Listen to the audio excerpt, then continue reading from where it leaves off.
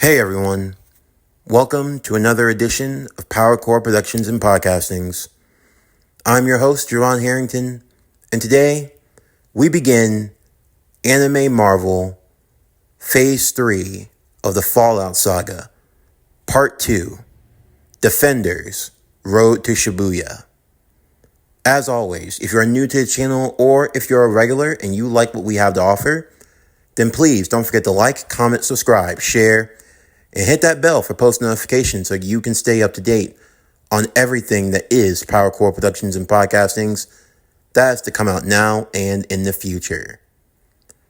With this story, it serves as a prequel, a precursor to the world of the Defenders. A superhero team much like the Avengers, but a team that fights more in the shadows, from the streets to the otherly realms in the heavens above. These are the stories of the individuals who take on that never-ending fight for truth and justice, but a fight that must take place within the shadows, hidden from regular human eyes, those who will never know of the protectors who watch them, the silent guardians, the defenders of the shadows. A story that began in the summer of 1999. But without further ado, sit back, relax, and enjoy the show.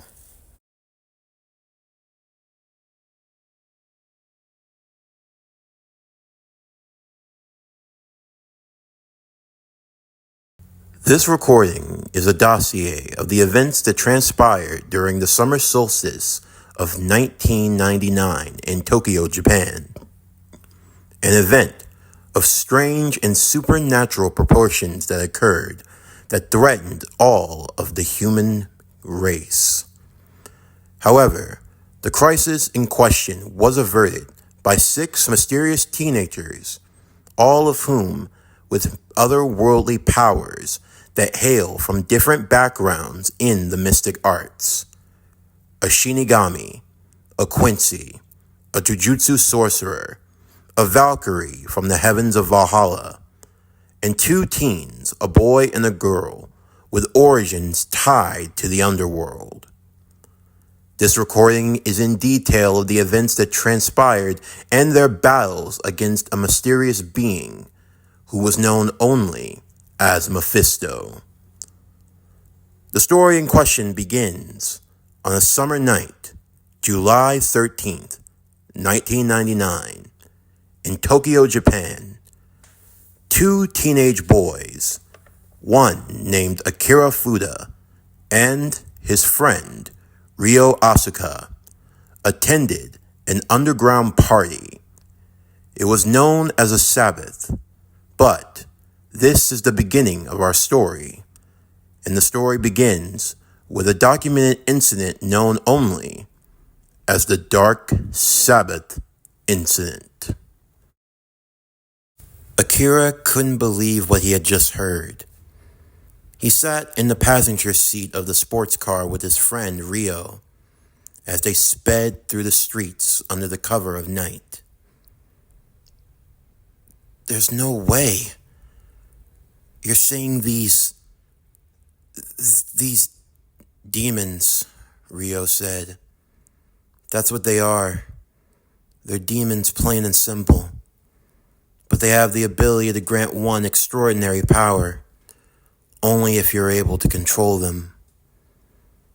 But this village, how did it was raised to hell. That's what just one was capable of. It formed a barrier around the entire village. And one moment later, there was no more village. Although, thankfully, whoever he possessed, he ended up taking out himself in the process.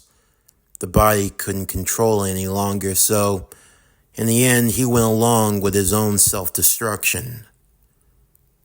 But why are you here, though? What are we supposed to do? We have to expose them to the world, Akira, Ryo would say. It's the only thing we can do. They gather around places of negativity, Places where moral law goes out the window. Debauchery and sin. It's the only thing that they care about. It's what they thrive on. It's not going to be easy, Akira. I can assure you. There is one thing that stands between mankind and total annihilation.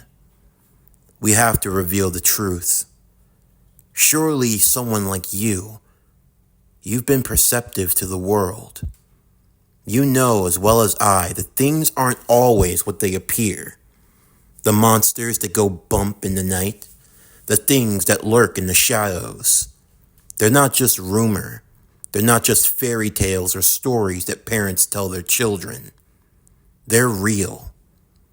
But because of the world that we live in, a day and age where mankind downplays the existence of otherworldly beings, hell, mankind denies the existence of God, yet they have the audacity to swear on a Bible in a courtroom. It's the irony of it all, Akira. Always talking about power, but never believing in said power. There are those who are perceptive, those who are aware of the truth. That's what I've been trying to figure out. There are organizations, Akira, those in those shadows, who hide themselves from mankind. They operate all around the world with allegiances to gods, devils, angels, and all other beings. Those who can use otherworldly abilities, those who have connections far beyond our own realm. They're all separated, but they're all united in one key area. There's a danger that occurs when power mixes. When two storms collide, you think they'll cancel each other out. The old adage of fighting fire with fire, believing that the two fires will consume one another. But instead, you end up creating a raging inferno that becomes impossible to contain.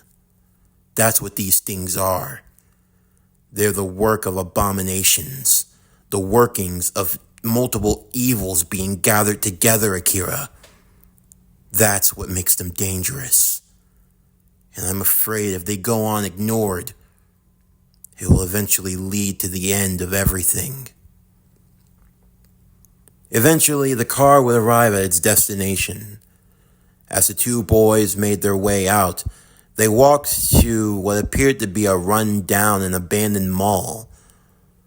Of course, getting through the doors were easy enough. This place hadn't been operational in almost 20 years. It was more on the outskirts, where the older part of Tokyo hadn't really been rebuilt, not for the newer, more spacious area. At first they heard nothing, as they walked through the darkness and silence, making their way down from level to level. But then a low rumbling could be heard. Music blaring, people laughing and screaming, the sound of revelry. "Where are we?" Akira asked Rio. "I'm sure you've heard about these parties called a Sabbath party. A place where people can let loose, experiment, do whatever they like." "Yeah? I hear it's where people have been getting a lot of drugs that make you run faster, get stronger." "It's just a cover. A place like this, where negative emotion, anger, all of it thrives. But how could you gain negative emotion at a party? You think everyone that parties goes to one because they're just trying to have a good time? A lot of people come here to let loose all of that emotion that they're feeling. All of it gets overwhelmed and riled up into one place. It's like a powder keg, and all it takes is one little spark to set it off. It leads to a chain reaction of events that can't be controlled." Rio grabbed onto Akira. "Please, I need you to trust me on this. I wouldn't be doing it if I didn't have a good reason. I need you by my side, Akira. You and I, we're the only ones that can do this. If there were any other way, I promise you I would have..." "It's all right. Akira said. Whatever we have to go through, we can go through it together. You're my friend. I knew I could count on you. With that, Rio would enter in the secret code to opening the door. Low neon lights would hum, music blasting, people dancing, jeering, drinking, and doing a whole lot of other things. Things that didn't really require clothing. For Akira, he saw much more of the female form than he'd ever imagined, and this trumped anything you could find on the internet. Especially with dial-up, it took forever, way too slow. And there was nothing left to the imagination in here. The women, well, you could take a guess what the women were doing, who they were doing. Men and men, women and women, women and men, groups, singles, any way you could think. Every position, every way. Every drink, every cocktail, every pill that could be popped. This place was truly a den of debauchery in every sense of the word. Akira wasn't sure of how to contain himself, but Rio walked in casual-like, as if this was something he was used to. He wasn't even fazed by it. He had already downed 4 drinks, and it seemed to be nothing but a numb to him at this point. He had been all around the world, and he had seen many things. Even despite his age, he was already serving as a college professor in the U.S. He acquired a great deal of money, and money came resources that could lead to ultimate pleasure. But for Rio, he had already seen it all. There was nothing that could excite him at this point. There wasn't any girl that could offer any sort of trick or any sort of feeling that he hadn't already felt.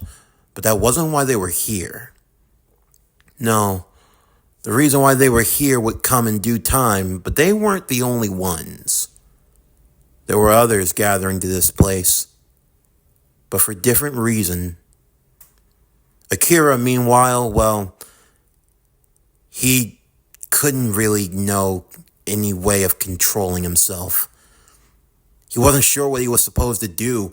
He had already been handed more drinks and pills than he could ever comprehend, and even then, this feeling that was coming over him, this overwhelming heat and sensation, it felt like the room was slowly being set on fire. The lights, they were hypnotizing.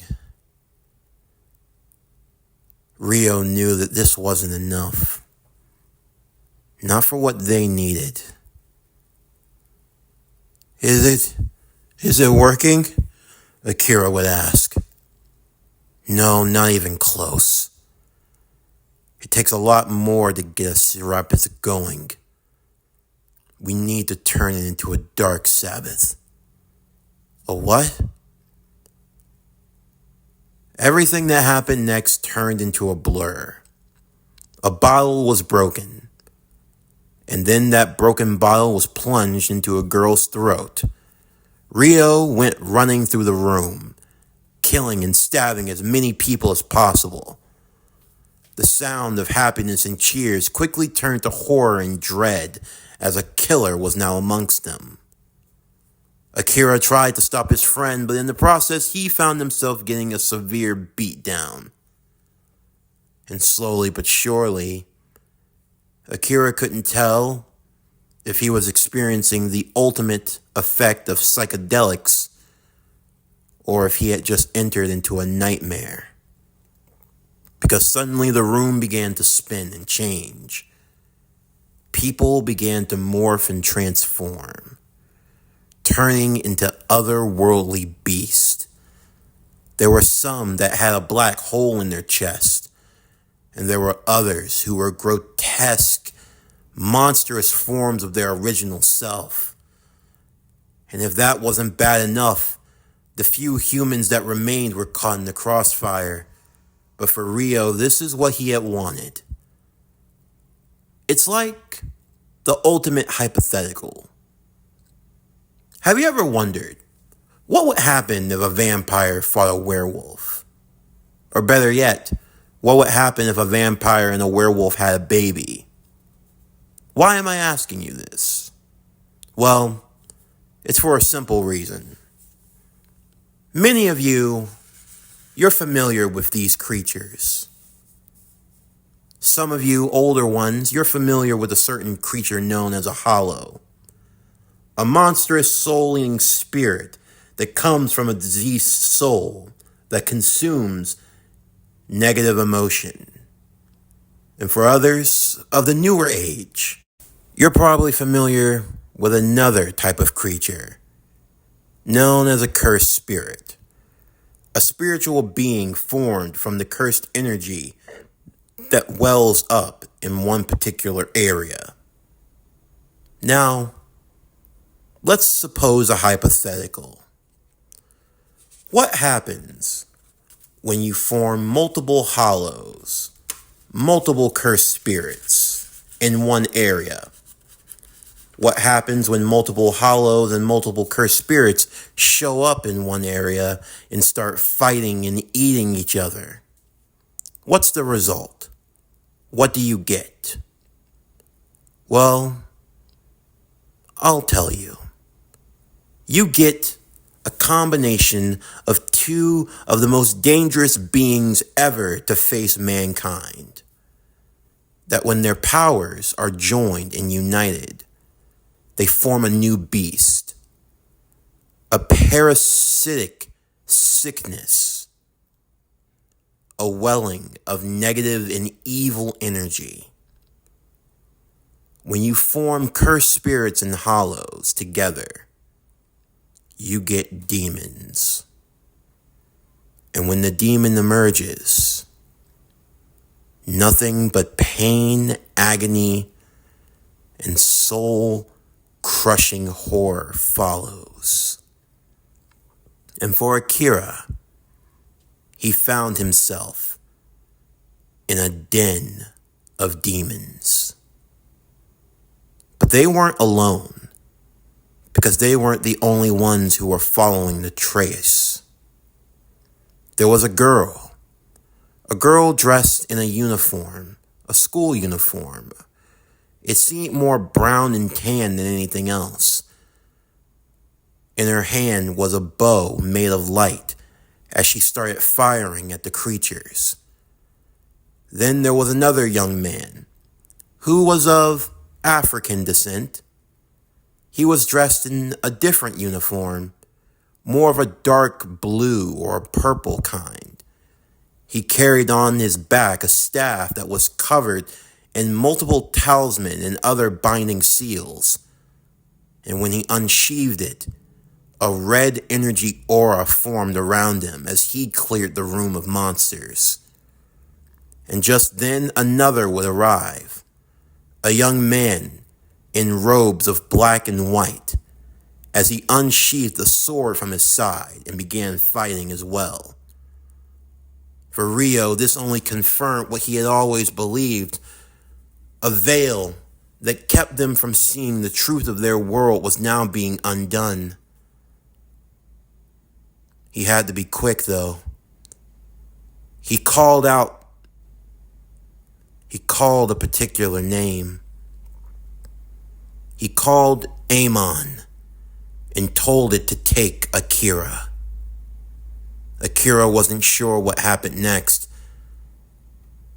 but he felt a change come over him. His body beginning to contort, his muscles beginning to expand, his bones breaking and reforming. It felt like there was a different entity inside of him. An entity that was beginning to bond with him. It felt like he was fighting for control, but soon the two forces became one. Akira was what remained. But there was now a monster within him. An insatiable monster that craved violence. Everything else that happened after was nothing more but a blur. Akira had no idea of what it came over him. The only thing he knew was that he was now in a dark room with his arms tied behind his back He saw Rio. He was tied up as well. And they were surrounded. There were voices that were muffling about and speaking, although he didn't recognize any of them. They seemed to all be in disagreement. About what, he wasn't sure. But soon enough, he quickly found out why. If you just killed a hollow like you're supposed to, you wouldn't have to worry about them coming back.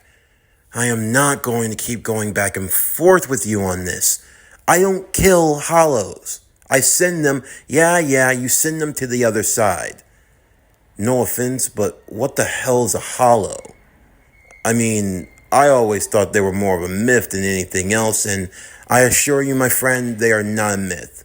And who is she? Oh, name's Rosvisa. I was just flying overhead when I saw what was going on, and what the hell did you guys do? There are over 60 dead bodies in there, and it's just, I think they're just gonna sweep it under the rug. The boy in dark blue said, they're not gonna be able to sweep this under the rug. You can't sweep 60 dead bodies under the rug. Well, we're talking about monstrous creatures from the afterlife. What the hell are we supposed to? Hey, look, he's waking up. What are you? Rio? Rio! What did you guys do to him? And calm down, friend, the boy in black said, as he took his blade from out of its sheath and held it to his neck. Akira could feel his canine teeth beginning to sharpen, beginning to grow as he had a feral look in his eyes. The only thing you did was save as many people as you could, at least who was left anyway. You didn't kill anyone. But if you get out of control, we'll have to put you down. Don't try me. The room suddenly felt heavy, as if there was a spiritual pressure pushing down on all of them. Could you knock that off? Sorry. I just didn't want him spazzing out. Who are you? All of you. What the hell's going on here? I'll try to explain this as best I can. My name is Ishin Kurosaki. My name's Masaki. The name's Jericho Drum. I'm Rosvisa. Okay, so why the hell are you all here? And why do you have my friend and I tied up? Because you were the only survivors of that little massacre of what happened down there. Massacre? You don't remember, do you? Jericho asked.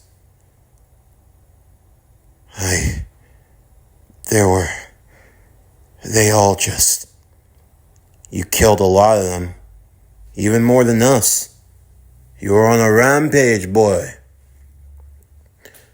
Why are we... Akira? Rio! Well, Ishin, seems like you've made some friends this time. Charmed, lovely, nice to meet all of you, a new voice said as he entered into the room. A man dressed in green garb and wearing a striped bucket hat. Urahara, Ishin would say. You're here. Well, I couldn't very well ignore a call from you. Although I gotta say, for it to be at this late of an hour, you must have really been in a bind, especially for you to come all this way. I see the gi guy that I gave you is working out well. Yeah, I know. I've got people cleaning it up now. I gotta say, pretty gruesome, bro. Didn't think you'd get caught up in something like this. The situation is way out of my parameters. Even for a captain. I didn't think something like this was even possible. Yeah, the creation of demons, never really a good thing. But that's what happens when hollows and cursed spirits decide to get in the same playpen. They never know how to get along. Hollows, cursed spirits, and let's look at you, Urahara said as he sat in front of Akira. Wow, you've really got that thing under control, huh? You know, at first I would have thought, you wouldn't last very long. But you really got a lid on it. It seems like your will is stronger than some might think. Who knows? When you die, you might get recruited by the Soul Society. I'm sure they'd love to have you as a Shinigami. Soul Society? What the hell's going on here? Akira would ask. Well, it's a complicated story, but I guess we should start from the beginning. That little party you and your friend went to, it created quite a mess. To make a long story short, there are a lot of powerful creatures in this world. Some that you have now become acquainted to, and some that you are now permanently bonded to. There are creatures known as hollows, some cursed spirits, and you have your knickknacks, all that fall in between, here and there, all under one category. That being, they are creatures of negative emotion and evil. Creatures that have to be expelled from this world. But you see, there's a fine line to doing things. A hollow and a cursed spirit. Normally, situation never allows for a scenario like this where they start mingling, if you will. First, let's start with those two over there, Urahara said, pointing to Ishin and Masaki. That boy is a Shinigami, or a Soul Reaper. That girl is a Quincy. They have different methods, but all in all, they use the same type of spiritual energy. They fight against creatures known as hollows. Hollows are created after a soul dies, and if it's not reaped or destroyed within a certain amount of time, it bears a lot of negative energy and becomes a monstrous creature known as a hollow. That boy over there, he pointed to Jericho Drum, he is a jujutsu sorcerer. They fight against spiritual creatures called cursed spirits. They're created from pure negative emotion created by humans. Now you see, when both sides do their jobs properly, it's supposed to be that a hollow should never really cross paths with a cursed spirit. And even in the rare occasion that it happens, the hollow will usually kill the cursed spirit or vice versa and keep moving on. However, when you have a melting pot of cursed spirits and hollows all joining and mixing together, they end up creating powerful creatures known as demons. And you, my friend, have one inside of you. I do? Or maybe you just hit puberty really, really hard. That's what happened to Akira, Rio would say. And then there's always, hey, what about me? Rosvisa said. Oh, and she is a Valkyrie from Valhalla. A Valkyrie? A type of angel, a battle angel to be specific.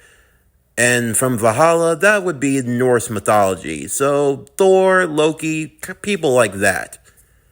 What? You gotta be joking. You're telling me that Thor and Loki are real? What's next? You gonna tell me Santa Claus and the Easter Bunny are real too? Yes, they are. What's next? God and devil are real too? Well, they were, but they perished in the Great War. So what? You're telling me God's dead? God's dead? Rio said. Urahara noticed the look in Ryo's eyes, but he continued. Well, it's more of a title. Look, it's a whole jumbled up mess of bureaucracy of the highest level. But right now, we need to focus on the more important objective. Right now, there are a multitude of demons that are starting to be formed. And they need to be corralled and stopped. How bad could they be? I mean, everyone in here seems like they're powerful enough to kill one. One or two are no problem. The problem is that if you allow it to fester, they get stronger. And the stronger they get, the more dangerous they become. I'll put it to you like this. There's a power known as Bankai. Now, if a creature of this magnitude were able to hypothetically learn how to fire off a Bankai, or fire off any sort of power that's far greater than what the average human can take, it causes destruction. It's not just that. A cursed spirit can also use a technique. They're called domains. Small barriers that, when formed, allows for a guaranteed hit, Jericho said. So what are you saying? A Bankai and a domain, if you combine that sort of power, you create a powder keg. And when you do, and it goes off, the loss of life, it's catastrophic, my friend. Ryo? That's what happened in South America. The creature in question, it formed a large black barrier around the village. A village of over 20,000 people. And the next thing I knew, there was a giant crater. They were all gone. That's what one could do. Imagine if multiple demons start showing up all around the world. Right now, they're confined to this country, but if they start branching out, it's Armageddon on Earth. And the summer solstice is coming, my friends. The summer solstice? Ishin would say. Yeah, it's not anything of particular interest, but in this particular case, it gets really, really bad. The summer solstice, it's that special time of year, every 100 so years when the barriers between worlds become weakened for a temporary period of time. And you can only imagine what can slip through those barriers. This is really bad. We need to call the higher-ups and maybe we can... Urahara would cut off Rosvaisa right then and there. Even if you call them, they're not going to get along. I'll tell you right now, the Gote 13, they're not going to listen to anything that Sir Zex or Michael or anyone else will have to say for that matter. And if the situation calls for it, we could be seeing a potential squabblings of biblical proportions. When you have multiple powerful factions fighting each other with high-ass egos and with enough power to destroy multiple worlds and back, it never really goes how you think it will. Then what should we do? Ishin would ask. It's simple. We just have to find and hunt down all of these demons ourselves. Clean up the mess before it becomes even bigger of a mess. And you think the 6 of us, we're supposed to do this? Masaki would say.